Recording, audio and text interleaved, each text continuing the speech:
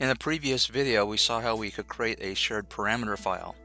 Now let's see how we can apply those shared parameters to a project. Now, just as we did in the previous video with the casework family, I'm going to click on the Manage tab and go to the Settings panel, and there's that shared parameter tool that we looked at earlier. And just as before, it's defaulting to that file location. If I select the down arrow here at Parameter Group, you'll see there are a number of parameter groups that have been created, and again, they're controlled by their numerical value as well as what the parameter name is and what it's used for. The next thing I want to do is go to the Project Parameters tool, and when I select that, it brings up the Project Parameters dialog box. Now, project parameters are just what they mean, they're for the project, and if you tend to use the same objects over and over again with custom parameters, you would want to make this part of your project template that you use. I'm going to click on the Add button here, and when I do, it brings up the Project Parameters dialog box. And it's within this dialog box that we can do things like add our shared parameters. I'm not going to talk about project parameters at this time. I've selected the Shared Parameters radio button.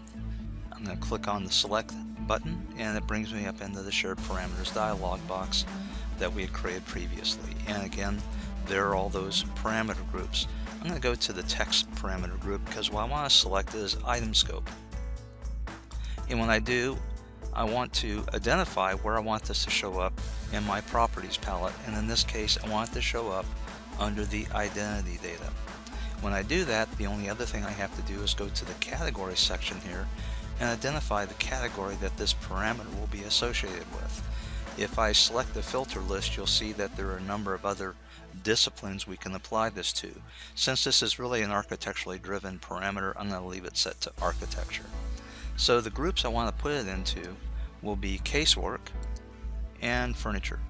And when I'm done with that, I'm going to select OK. I'm going to add one more, and this one is going to be, again, a text parameter, and this one will be it's called item CW ID. This is a casework object ID, and we'll see how this gets applied actually into a label tag, but I just want to add it just to make sure it's here. So if I add any other furniture or casework, that tag will be available to me and that ID will be available to me. And it's the same drill as before. So now that I've done that, those parameters have now been added into my project file. In the next video, I'm going to open up a casework family object or furniture family object, and I'm going to see how we can apply the parameters to that object.